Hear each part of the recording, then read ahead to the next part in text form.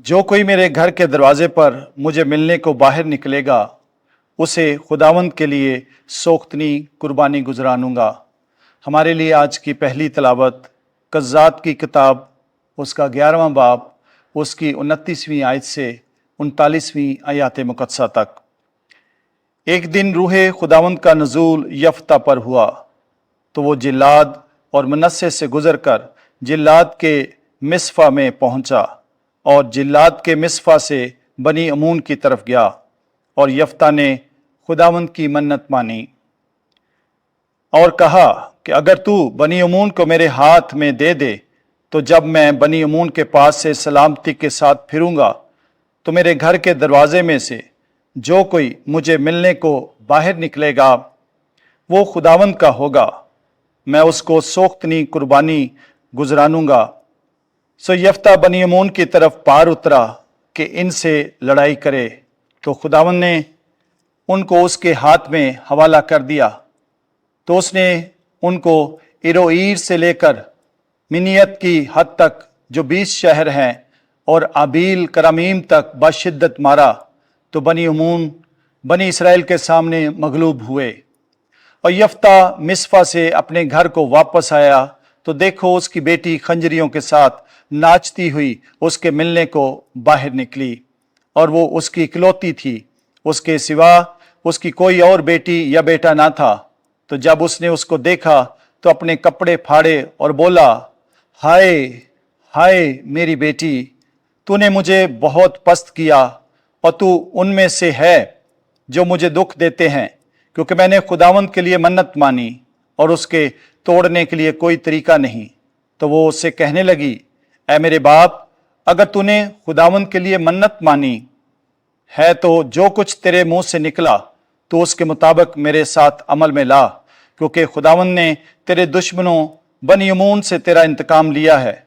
और उसने अपने बाप से कहा कि तू मेरे लिए ये कर कि 2 महीने की मोहलत मुझे दे, ताकि मैं जाऊं और कोहिस्तान में फिरूं और अपनी सहेलियों के साथ अपने कमारपन पर रोऊं। तो उसने कहा, जा।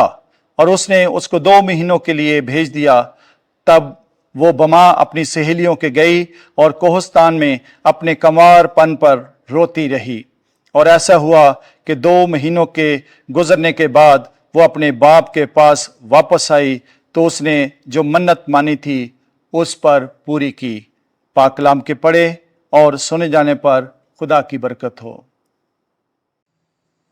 ज़बूर 40। जमायती जवाब, देख मैं आया हूँ कि तेरी मर्ज़ी बचा लाऊं।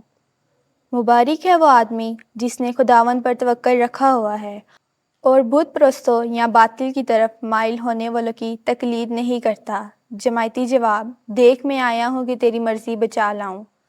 कुर्बानी या नजराना तूने नहीं चाहा, लेकिन तूने मेरे कान खोले हैं। सोखनी कुर्बानी या खता का ज़िबिया तूने नहीं मांगा, तब मैंने कहा, देख मैं आया हूँ। जमायती जवाब, देख मैं आया हूँ कि तेरी मर्ज़ी बचा लाऊं। किताब की तुमार में मेरी बाबत लिखा है, ऐ मेरे खुदा, मैं इसमें खुश हूँ कि तेरी मर्ज़ी बचा लाऊं और तेरी शरीयत मेरे कल्ब के ऐन दरमियान है। जमायती जवाब, देख मैं आया हूँ कि तेरी मर्ज़ी बचा लाऊं।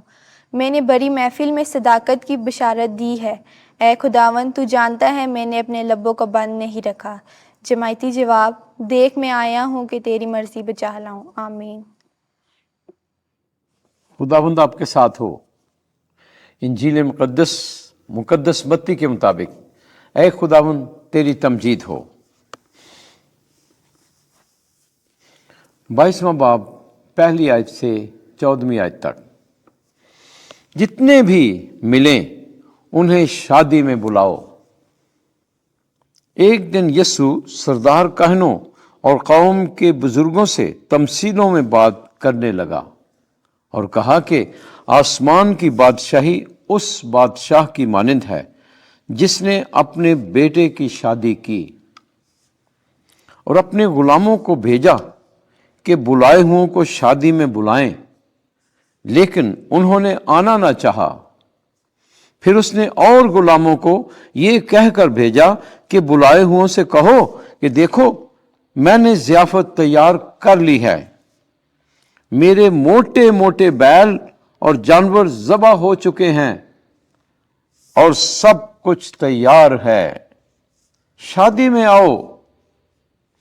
مگر وہ کچھ خاطر میں نہ لائے اور چل دیے، کوئی اپنے کھیت کو، کوئی اپنی سوداگری کو، اور باقیوں نے اس کے غلاموں کو پکڑ کر ان سے برا سلوک کیا اور مار ڈالا۔ اس پر بادشاہ غضبناک ہوا اور اپنی فوجیں بھیج کر ان خونیوں کو ہلاک کیا اور ان کا شہر پھونک دیا۔ تب اس نے اپنے غلاموں سے کہا، شادی کی تیاری تو ہو گئی ہے، پر وہ جو بلائے گئے تھے لائق نہ تھے، پس تم چوکوں پر جاؤ اور جتنے تمہیں ملیں شادی میں بلاؤ۔ اور ان غلاموں نے سڑکوں پر جا کر کیا برے کیا بھلے سب کو جمع کیا، اور ایوان شادی مہمانوں سے بھر گیا۔ اور جب بادشاہ مہمانوں کو دیکھنے اندر آیا تو اس نے وہاں ایک آدمی پایا جو شادی کی پوشاک پہنے نہ تھا، اور اس نے اس سے کہا، اے میاں، تو شادی کی پوشاک پہنے بغیر یہاں کیسے آیا؟ مگر وہ خاموش رہا۔ تب بادشاہ نے خادموں سے کہا، اس کے ہاتھ پاؤں باندھ کر اسے باہر کے اندھیرے میں ڈال دو، وہاں رونا اور دانتوں کا پسنا ہوگا، کیونکہ بلائے ہوئے بہت ہیں لیکن برگزیدہ تھوڑے۔ انجیل مقدس کے وسیلے سے ہمارے گناہ معاف کیے جائیں۔ اے مسیح، تیری ستائش ہو۔